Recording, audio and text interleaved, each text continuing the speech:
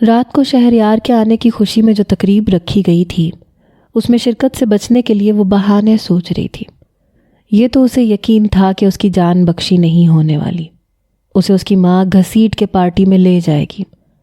ایک تو یہ بخار بھی کبھی صحیح ٹائم پر نہیں ہوتا، مجھے کیا تھا جو آج بخار ہی ہو جاتا، اس نے افسوس سے دل میں سوچا۔ شام بھی ہو گئی، حویلی میں رونق لگ گئی، سارے مہمان آ گئے، میوزک کا بھی انتظام تھا، دور پر ایک کے تمام رشتہ دار مدعو تھے۔ تم تیار نہیں ہوئی ابھی تک؟ مقدس بیگم نے اسے اسی حلیے میں دیکھا تو پوچھا۔ میرا دل نہیں چاہ رہا۔ وہ اپنے بیڈ پہ بیٹھی ہوئی تھی اور موبائل پہ گیم کھیلتی جا رہی تھی۔ موبائل کی طرف دیکھتے ہوئے ہی اس نے جواب دیا تھا، مقدس بیگم کی طرف نہیں دیکھا تھا۔ پتا تھا مجھے، تم مجھے ذلیل کروانے کا کوئی موقع ہاتھ سے نہیں جانے دیتی ہو۔ صبح جو کارنامہ ناشتے کی ٹیبل پہ تم نے انجام دیا تھا، مجھے سب کے سامنے اس قدر شرمندگی کا سامنا کرنا پڑا جس کا شاید تمہیں اندازہ ہی نہیں ہے۔ اس طرح تو میری تربیت پہ انگلیاں اٹھیں گی، سب یہی سوچیں گے کہ میں نے تمہیں بدتمیزی سکھائی ہے۔ کیوں مجھے رسوا کرواتی ہو ہر جگہ؟ اٹھو، تیار ہو جاؤ۔ مقدس بیگم نے کہا تو اس نے ایک نظر اپنی ماں کو دیکھا جو سرخ ساڑی میں ملبوس تھی، بہت سارا میک اپ اپنے چہرے پہ کیے ہوئے، بہت ہی قیمتی جیولری پہنے ہوئے۔ کیا میری شرکت کے بغیر یہ تقریب نہیں ہو سکتی ہے کیا؟ اس نے اپنی ماں سے نظریں ہٹا کے پھر سے موبائل پہ گیم کھیلنا شروع کر دیا تھا۔ کیوں مجھے پریشان کر رہی ہو؟ تمہاری وجہ سے آج تک میں نے جتنی پریشانیاں اٹھائی ہیں اس کا کوئی حساب نہیں ہے۔ اگر تم بیٹا ہوتی تو آج میں سر اٹھا کے حویلی میں جی رہی ہوتی، فخر سے میرا سر بلند ہوتا کہ میں نے بھی حویلی کو وارث دیا ہے۔ پھر مجھے تمہارے تایا جان سے بھی شادی کرنے کی کوئی ضرورت نہیں ہوتی، میری پوزیشن حویلی میں مضبوط ہوتی بیٹے کی ماں کے طور پہ۔ لیکن میری قسمت خراب تھی کہ تم پیدا ہو گئی۔ اب مجھے شہریار کی جی حضوری کرنی پڑ رہی ہے۔ اگر آج میرا اپنا بیٹا ہوتا تو مجھے کسی اور کے بیٹے کی غلامی نہیں کرنی پڑتی۔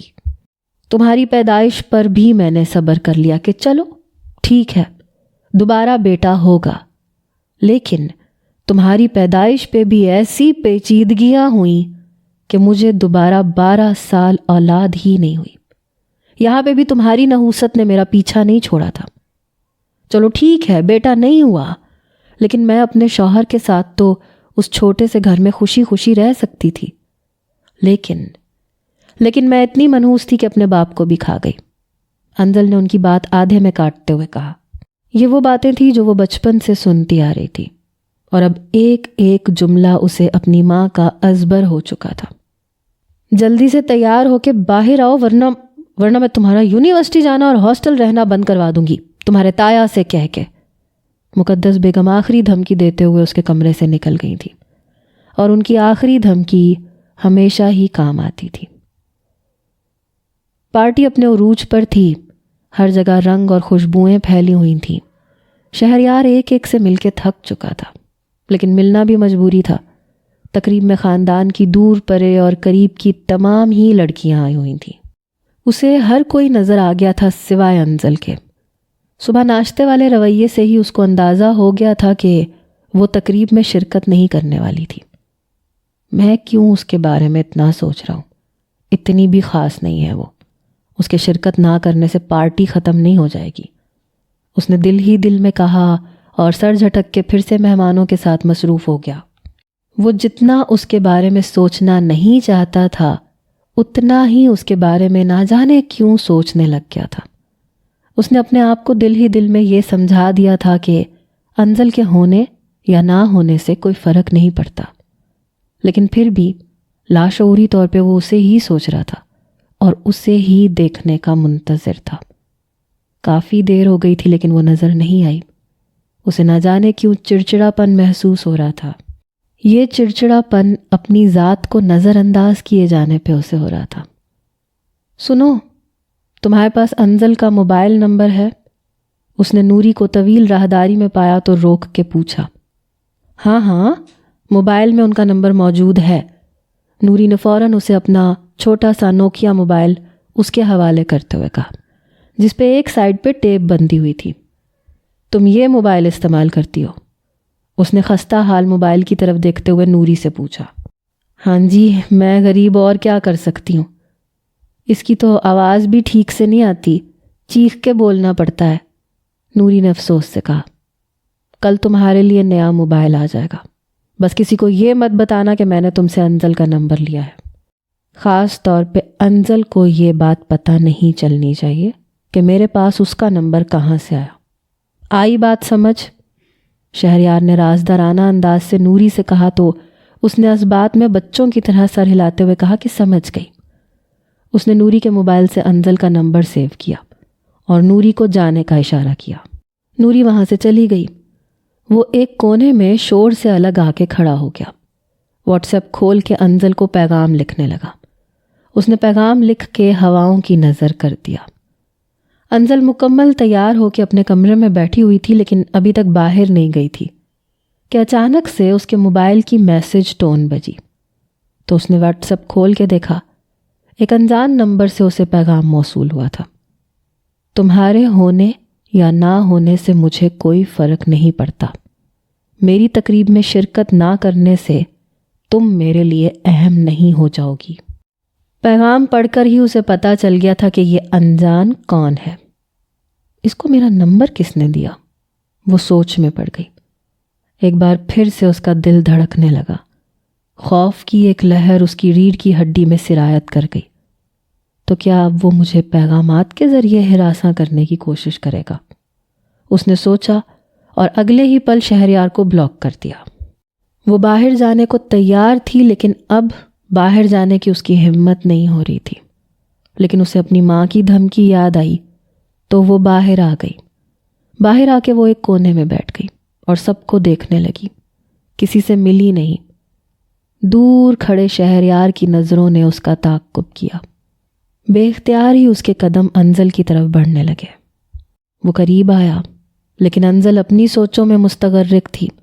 وہ اپنے سینڈلز کو دیکھے جا رہی تھی، جو اس کے سب سے پسندیدہ سینڈلز تھے۔ اس کا سر جھکا ہوا تھا۔ وہ اس کے بالکل سامنے آ کے کھڑا ہو گیا۔ انزل کی نظروں نے اپنے سینڈل سے لے کر اس کے جوتوں کا سفر کیا۔ وہ اس کے جوتوں سے ہی پہچان گئی تھی کہ وہ کون ہے۔ اس نے سر اٹھا کے بھی نہیں دیکھا تھا۔ اسے ایک بار پھر سے اپنی روح قبض ہوتی ہوئی محسوس ہوئی۔ وہ نیچے ہی دیکھے جا رہی تھی۔ وہ کافی دیر خاموشی سے وہاں کھڑا رہا کہ وہ سر اٹھا کے اسے دیکھے گی، لیکن اس نے نہیں دیکھا۔ وہ ضد باندھے کھڑا تھا کہ وہ اسے سر اٹھا کے دیکھے، لیکن اس نے بھی جیسے قسم کھا رکھی تھی کہ نہیں دیکھے گی۔ 10 9 8 7 شہریار نے اپنے دل میں الٹی گنتی شروع کر دی تھی، لیکن انزل نے نہیں دیکھا۔ انزل کو لگا کہ اگر وہ 10 سیکنڈ بھی اس کے سامنے کھڑا رہا تو وہ وہیں بے ہوش ہو جائے گی۔ 10 9 8 7 انزل نے بھی دل میں الٹی گنتی شروع کر دی۔ دونوں نے ایک ساتھ گنتی شروع کی تھی اور ایک ساتھ ختم کی۔ 1 پر آتے ہی شہریار وہاں سے چلا گیا۔ انزل فوراً اپنے کمرے کی جانب بھاگی۔ بابا سائیں، آپ نے بلایا؟ جہانگیر بلوچ کے بلانے پہ وہ ان کے کمرے میں آیا۔ ہاں، مجھے تم سے بہت ضروری بات کرنی تھی، تمہارے مستقبل کو لے کے، جہانگیر صاحب نے کہا، اور وہ سمجھ گیا کہ وہ آگے کیا کہنے والے تھے۔ جی بابا سائیں، آپ بولیں، میں سن رہا ہوں، اس نے فرمانبرداری دکھاتے ہوئے کہا۔ میں تمہاری شادی کرنا چاہتا ہوں۔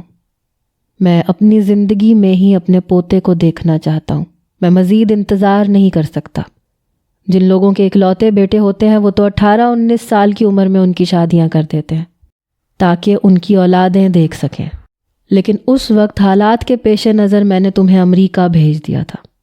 میں تمہیں شادی کی بیڑیوں میں جکڑ کے یہاں نہیں رکھنا چاہتا تھا، لیکن اب علاقے کے حالات بہتر ہو گئے ہیں۔ میں چاہتا ہوں کہ جلد از جلد تمہاری شادی ہو جائے۔ بہت آرام سے جہانگیر صاحب نے اس سے کہا تھا۔ وہ جانتا تھا کہ وہ یہی بات کریں گے۔ وہ بہت اچھی طرح سے جانتا تھا کہ انہیں اپنی نسل کی فکر ہے۔ ان کے چھوٹے بھائی کو بھی اولاد نرینہ نہیں تھی، جس کا ان کو آج تک افسوس ہوتا ہے کہ ان کے بھائی کی نسل ختم ہو گئی۔ بیٹی کو تو شاید انہوں نے اولاد سمجھا ہی نہیں تھا، ورنہ وہ انزل کو سر آنکھوں پہ بٹھاتے۔ کبھی کبھی وہ سوچتا تھا کہ اگر خدا اسے بیٹے کی جگہ بیٹی بنا کے اس دنیا میں لاتا تو کیا اس کے باپ کی نظر میں اس کی کوئی اہمیت نہیں ہوتی؟ اور جب وہ ایسا سوچتا تھا تو اسے بہت دکھ ہوتا تھا۔ جہانگیر صاحب کا اپنی بیٹیوں کے ساتھ بھی لیے دیے سا معاملہ تھا۔ نہ وہ ان سے والہانہ محبت کا اظہار کرتے تھے، نہ ہی نفرت کا، بس نارمل سا رویہ۔ آپ کی بات بالکل ٹھیک ہے بابا سائیں، لیکن ابھی میں کچھ کرنا چاہتا ہوں، کچھ بننا چاہتا ہوں، شہریار نے کہا۔ کیا کرنا چاہتے ہو تم؟ اتنی بڑی جائیداد کے اکلوتے وارث ہو، اور کیا چاہیے تمہیں؟ جہانگیر صاحب نے کہا۔ بابا سائیں، سب سے پہلی بات تو یہ کہ میں اکلوتا وارث نہیں ہوں، اس جائیداد میں میری بہنوں کا بھی حصہ ہے۔ دوسری بات یہ کہ میں شہر جا کے سیٹل ہونا چاہتا ہوں، ہمیشہ کے لیے۔ میں وہاں جا کے بزنس کرنا چاہتا ہوں، کوئی ریسٹورنٹ کھولنا چاہتا ہوں، یا کچھ بھی، کوئی اور کام جو مجھے مصروف رکھ سکے۔ آپ ٹھیک کہتے ہیں، میرے پاس بہت جائیداد ہے، اس سے میری زندگی آرام سے گزر جائے گی، لیکن پھر اس بے مقصد زندگی کا کیا فائدہ بابا سائیں؟ بس میں ساری زندگی بیٹھ کے کھاتا رہوں اور کچھ نہ کروں۔ میں اپنی زندگی کو ایک مقصد دینا چاہتا ہوں۔ اپنے اسی پیسے کو استعمال کرتے ہوئے میں شہر میں اپنا نام بنانا چاہتا ہوں۔ شہریار شادی کی بات کو بہت چالاکی سے گول کر گیا تھا۔ شہر جانے والی بات تو تمہاری مجھے بہت پسند آئی ہے۔ میں خود بھی چاہتا ہوں کہ تم شہر چلے جاؤ، وہاں پہ سیٹل ہو جاؤ اور وہیں پہ رہو۔ جس طرح کے علاقے کے حالات ہیں، فی الحال تو امن امان ہو گیا ہے، لیکن حالات کا کچھ بھی پتہ نہیں چلتا کہ کب بگڑ جائے، کب کوئی قبائلی جھگڑا شروع ہو جائے۔ میں ان قبائلی جھگڑوں سے عاجز آ گیا ہوں۔ میرا نہ کسی سے کوئی جھگڑا ہے، لیکن پھر بھی یہاں پہ بے قصور لوگ مفت میں مارے جاتے ہیں۔ جہانگیر صاحب نے اس کی بات سے اتفاق کرتے ہوئے کہا، میں بہت جلدی شہر چلا جاؤں گا، وہاں پہ گھر خرید لوں گا، پھر وہاں پہ اپنا بزنس شروع کروں گا۔ سوچ رہا ہوں ریسٹورنٹس کی ایک چین بنا لوں، ہر شہر میں، ہر بڑے شہر میں ہمارے نام کا ریسٹورنٹ ہو۔ شہریار نے اپنا آگے کا پلان اپنے والد کو بتاتے ہوئے کہا، تمہیں جو بھی بزنس کرنا ہے تم کرو، میری طرف سے کوئی پابندی نہیں ہے، بس شادی کر لو۔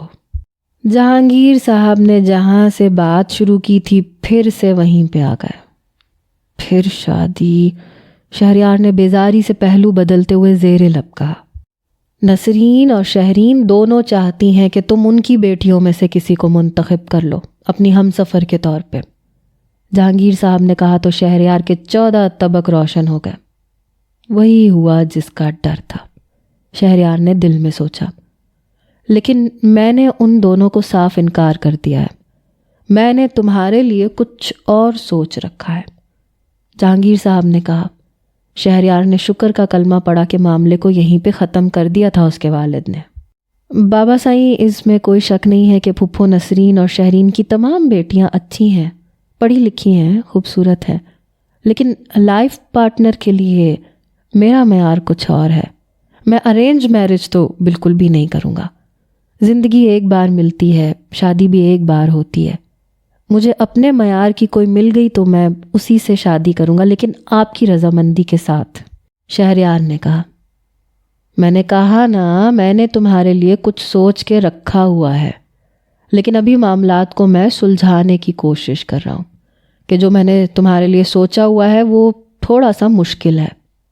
ابھی تم شہر چلے جاؤ، اپنا بزنس شروع کرو، جو کرنا چاہتے ہو کرو، تب تک میں تمہارے شادی والے مسئلے کو حل کرتا ہوں۔ لڑکی میں نے تمہارے لیے پسند کر لی ہے، لیکن ابھی مجھے لڑکی والوں سے بات کرنی ہے۔ جہانگیر صاحب نے کہا تو شہریار کو پریشانی ہو گئی۔ وہ جانتا تھا انہی کے کسی کزن کی بیٹی ہوگی جو اپنے ساتھ بہت ساری جائیداد لے کے آئے گی۔ 1-2 لڑکیوں کا ذکر امریکہ جانے سے پہلے جہانگیر صاحب نے اس سے کیا تھا، جن کے نام بہت ساری جائیداد تھی۔ شہریار نے ان لڑکیوں کو کبھی دیکھا نہیں تھا اور نہ ہی اسے دلچسپی تھی انہیں دیکھنے میں۔ بابا سائیں، میں خاندان میں شادی نہیں کروں گا، اور میں یہ بات ابھی سے آپ کو بتا رہا ہوں۔ اگر آپ نے میرے لیے خاندان میں کچھ سوچ کے رکھا ہوا ہے تو ایسا بالکل نہیں ہونے والا۔ میں نے ہمیشہ آپ کی فرما برداری کی ہے، آپ کی ہر بات مانی ہے۔ میں امریکہ نہیں جانا چاہتا تھا، لیکن آپ کی خوشی کی خاطر چلا گیا۔ بچپن سے لے کر آج تک میں نے وہی سب کیا جو آپ نے کہا۔ میں نے کبھی بھی آپ کی کسی بات کو انکار نہیں کیا۔ لیکن شادی کے معاملے میں میں کسی قسم کا کمپرومائز نہیں کروں گا. شادی میں اپنی مرضی سے اپنی پسند کی لڑکی سے ہی کروں گا. زندگی میں پہلی بار شہریار نے اس طرح سے اپنے باپ سے بات کی تھی. وہ حیران رہ گئے. کیا برائی ہے خاندان کی لڑکیوں میں؟ جو لڑکی میں نے تمہارے لیے پسند کی ہے اس کے پاس بہت زیادہ جائیداد ہے. وہ اپنے ساتھ بہت زیادہ جائیداد لے کے آئے گی. اور جہانگیر صاحب نے کچھ آگے کہنا چاہا لیکن شہریار نے ان کی بات آدھے میں کاٹ دی. مجھے کسی اور کی جائیداد میں کوئی دلچسپی نہیں ہے بابا سائیں. اپنی بیوی کا پیسہ کھانے والوں میں سے میں نہیں ہوں. میرے پاس پہلے ہی بہت کچھ ہے تو میں کسی لڑکی کی جائیداد کا لالچ کیوں کروں؟ شادی کوئی کاروبار نہیں ہے، یہ دل کا معاملہ ہے. میں ایک بار پھر سے کہہ رہا ہوں، میں خاندان میں شادی نہیں کروں گا. اگر آپ نے ایسا کچھ سوچ کے رکھا ہے تو پلیز ایسا مت سوچیں. شہریار سخت باتیں نرم لہجے میں بول رہا تھا کہ اس کے والد کو برا بھی نہ لگے اور وہ اپنی بات اپنے والد تک پہنچا بھی دے. ان سے رخصت لے کے وہ اپنے کمرے میں آیا تو ذہنی طور پہ بہت ڈسٹرب ہو گیا تھا. وہ اپنے باپ سے یہ سب باتیں نہیں کرنا چاہتا تھا لیکن اس کے علاوہ کوئی اور چارہ بھی نہیں تھا. وہ محبت پہ یقین رکھتا تھا. وہ محبت کی شادی کرنا چاہتا تھا لیکن ابھی تک اسے کسی سے محبت ہوئی نہیں تھی. مجھے شہریار سے نفرت ہے، انزل نے لکھا. مجھے بہت افسوس ہوا یہ سن کے. تم بتاؤ کہ شہریار نے تمہارے ساتھ ایسا کیا کیا ہے جو تم اس کے لیے یہ سب محسوس کرتی ہو؟ آگے سے جواب آیا. اس نے مجھے بہت ہراساں کیا ہے. اس نے مجھ سے میرا بچپن چھین لیا. اس نے میری معصومیت چھین لی اور آج میرے سامنے آ کے ایسے کھڑا ہو گیا جیسے کہ کوئی بات ہوئی ہی نہیں تھی پہلے. اس نے لکھا. تمہارے ساتھ جو ہوا مجھے اس کا بہت افسوس ہے. اس معاملے کو لے کے تمہیں اپنے گھر میں، اپنے دوستوں میں یا اپنے والدین سے بات کرنی چاہیے. آگے سے جواب آیا تھا. میں نے سالوں پہلے اپنی ماں سے بات کی تھی اور اس نے جواب تھپڑ کی صورت میں مجھے دیا تھا. انزل نے لکھا. مجھے افسوس ہے کہ تمہاری ماں نے تمہارے ساتھ ایسا سلوک کیا. انہیں یہ سب نہیں کرنا چاہیے تھا. آگے سے جواب آیا. انزل نے بیزار ہو کے موبائل سائڈ پہ رکھ دیا. وہ سنیپ چیٹ میں اے آئی سے باتیں کر رہی تھی. جب وہ اپنے دل کی بات کسی سے نہیں کہہ سکتی تھی تو اے آئی نامی روبوٹ سے کر لیتی تھی. لیکن انسان سے بات کرنے میں اور روبوٹ سے بات کرنے میں زمین آسمان کا فرق تھا. کمرے میں اسے گھٹن ہونے لگی. اس کا دل کیا کہ وہ باہر لان میں چلی جائے. اس نے الماری میں سے نیلے رنگ کا شال نکالا اور اسے اوڑھ کر لان میں آ گئی. کل رات والا شور تھم چکا تھا. ہنگامہ ختم تھا. لان میں سکون تھا. سب صفائی ہو چکی تھی. رات کا پہر، ہو کا عالم، اور وہ چلی جا رہی تھی. سردی تھی لیکن اسے سردی اچھی لگ رہی تھی. اس کے گال اور ناک سرخ ہو گئے تھے سردی سے. اب ہلکی سی ہوا بھی چلنے لگی تھی. اس نے مسکرا کر شال کو مزید صحیح سے لپیٹ لیا. وہ واک کرتی ہوئی سوچے جا رہی تھی. اسے بالکل بھول گیا تھا کہ شہریار یہاں پر ہی ہے. وہ چاند کو دیکھے جا رہی تھی. اچانک اسے چھت پہ شہریار دکھائی دیا. وہ اس سے پہلے وہاں کھڑا تھا، سگریٹ پی رہا تھا اور اسے ہی دیکھے جا رہا تھا. دونوں کی نظریں چار ہوئیں اور اگلے ہی پل وہ وہاں سے بوتل کے جن کی طرح غائب ہو گئی. اس کے اس طرح سے جانے پہ اس بار وہ مسکرایا نہیں تھا بلکہ سوچ میں پڑ گیا تھا. انزل اپنے کمرے میں آ گئی. سردی کے مارے ایک دم سے کمبل میں گھس گئی. سوچا تھا ایک ہفتہ سکون سے گزرے گا لیکن لگتا ہے کہ ہفتے سے پہلے ہی مجھے واپس ہاسٹل جانا پڑے گا. اس نے اپنے آپ سے کہا تھا. اس کے پیر بہت ٹھنڈے ہو رہے تھے. وہ اپنے پیروں کو ہاتھوں سے رگڑنے لگی تاکہ گرم ہو سکے. اپنے پیروں کو دیکھتے ہوئے اسے پھر سے کچھ یاد آ گیا تھا. وہ ایک بار پھر سے 7 سال پیچھے چلی گئی تھی. وہ چھت پہ پڑھائی کرنے گئی تھی. دھوپ اچھی تھی اس لیے وہ سردیوں میں چھت پہ چلی جاتی تھی. کل اس کا سوشل اسٹڈیز کا ٹیسٹ تھا. اپنا سبق چھت پہ یاد کرنے کے بعد وہ اپنی کتاب اٹھا کے نیچے کی جانب آنے لگی. آخری سیڑھی پہ اس کا پاؤں پھسل گیا، مڑ گیا اور اس کی چیخ بلند ہوئی. شہریار لاؤنج میں ہی بیٹھا لیپ ٹاپ پہ کوئی کام کر رہا تھا۔ اس کی آواز پہ اس نے سر اٹھا کے دیکھا۔ کیا ہوا؟ اس نے اس چھوٹی سی لڑکی کو دیکھتے ہوئے کہا۔ پاؤں مڑ گیا میرا، موچ آ گئی، انزل نے روتے ہوئے اسے بتایا۔ اس دن کرکٹ والے واقعے کو انزل بالکل فراموش کر بیٹھی تھی۔ اس کی عمر کا وہ حصہ جو اس طرح کی باتیں زیادہ دیر تک یاد نہیں رہتی تھیں۔ وہ اپنی پڑھائی میں پھر سے مصروف ہو گئی تھی اور اسے سب کچھ بھول گیا تھا۔ اصل میں اسے سمجھ میں ہی نہیں آیا تھا کہ ہوا کیا تھا۔ اس نے اپنا وہم سمجھ کے سب کچھ بھلا دیا تھا۔ چلو میں موچ نکال دیتا ہوں۔ اس نے انزل کو سہارا دے کے اٹھایا تو وہ اس کے سہارے سے چلتی ہوئی صوفے پہ بیٹھ گئی۔ شہریار نے ملازم سے کہہ کے سرسوں کا تیل منگوایا، پھر آرام سے اس کے پاؤں سے موچ والی جگہ کو تلاش کرنے لگا۔ وہ ہڈی جس طرف موچ آئی تھی اس طرف اس کا ہاتھ گیا تو انزل کی ہلکی سی چیخ بلند ہوئی۔ یہی ہے موچ، شہری نے اس جگہ پہ انگوٹھے کو زور دیتے ہوئے کہا تو وہ پھر سے رونے لگی۔ شہری بھائی بہت درد ہو رہا ہے، اس کے آنسو تواتر سے بہنے لگے۔ دیکھو پیاری سی لڑکی، موچ نکالنے کے لیے درد برداشت کرنا پڑے گا، ورنہ یہ درد تمہیں سونے نہیں دے گا، تمہارا پاؤں خراب ہو جائے گا، اور اگر زیادہ خراب ہو گیا تو پاؤں کاٹنا پڑے گا۔ شہری نے انزل کو ڈراتے ہوئے کہا اور وہ ڈر گئی تھی، چپ ہو گئی۔ وہ آرام آرام سے اس کے پاؤں کی مالش کر رہا تھا جہاں پہ موچ تھی۔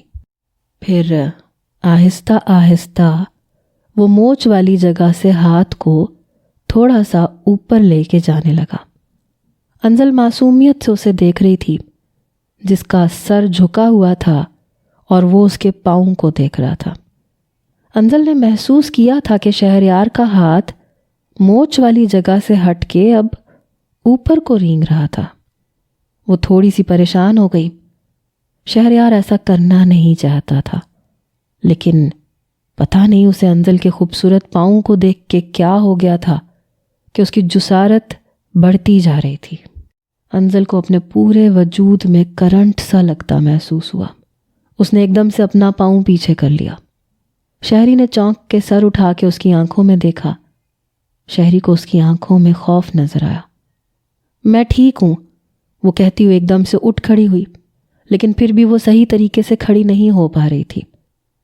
موچ نکال دیا ہے میں نے، آؤ تمہیں تمہارے کمرے تک لے جاتا ہوں۔ شہریار نے اسے سہارا دینا چاہا لیکن وہ پیچھے ہو گئی۔ نہیں، میں خود چلی جاؤں گی، انزل نے جلدی سے کہا اور لنگڑاتے ہوئے پیر کے ساتھ کمرے کی جانب جانے لگی۔ شہریار اسے جاتا ہوا دیکھ رہا تھا۔ انزل کا لباس ویسا ہی تھا جیسا ٹین ایج لڑکیوں کا ہوتا ہے۔ مقدس خود بھی ایک بہت ہی ماڈرن عورت تھی اور وہ اپنی بیٹی کو بھی اسی طرح کا لباس پہنا کے رکھتی تھی، کیونکہ اس نے اپنی زندگی شہر میں گزاری تھی، اس لیے انزل میں بھی شہر کی ٹین ایج لڑکیوں والا ٹچ تھا۔ وہ اپنے کمرے میں چلی گئی تو شہریار نے دیکھا کہ وہ اپنی کتاب صوفے پر ہی بھول گئی تھی۔ اس کو تو جیسے بہانہ مل گیا۔ وہ کتاب اٹھا کے اس کے کمرے میں آیا تو دیکھا کہ وہ بیڈ پہ نیم دراز ہے۔ گڑیا تمہاری کتاب رہ گئی تھی لاؤنج میں، شہریار نے بیڈ سائڈ پہ اس کی کتاب رکھتے ہوئے کہا۔ تھینک یو شہری بھائی، میں بھول گئی تھی، انزل نے پھر سے معصومیت سے کہا۔ اسے لگا وہ کمرے سے چلا جائے گا لیکن وہ نہیں گیا۔ وہ اسی کے پاؤں کے قریب بیڈ کے کونے پہ بیٹھ گیا۔ لگتا ہے تمہارا پاؤں خراب ہو جائے گا، پٹی کروانی پڑے گی، کہو تو میں تمہیں ڈاکٹر کے پاس لے جاؤں، شہریار نے ایک بار پھر اس کے خوبصورت پاؤں کو دیکھتے ہوئے کہا۔ وہ اس کی نظروں سے ایک بار پھر سے گھبرا گئی۔ اسے سمجھ نہیں آ رہی تھی کہ شہریار چاہتا کیا تھا۔ کیا وہ واقعی اس کا خیال رکھنا چاہتا تھا؟ نہیں، اب درد کم ہو گیا ہے، انزل نے تھوڑا سا آگے ہو کے اپنی موچ والی جگہ کو ہاتھ لگاتے ہوئے کہا۔ ہاں، مجھے بھی لگ رہا ہے سوجن کم ہو گئی ہے اب، شہری نے ایک بار پھر سے اس کے پاؤں کو چھوتے ہوئے کہا تو وہ ایک بار پھر سے چونک گئی۔ اس نے ایک دم سے اپنا پاؤں پیچھے کر لیا۔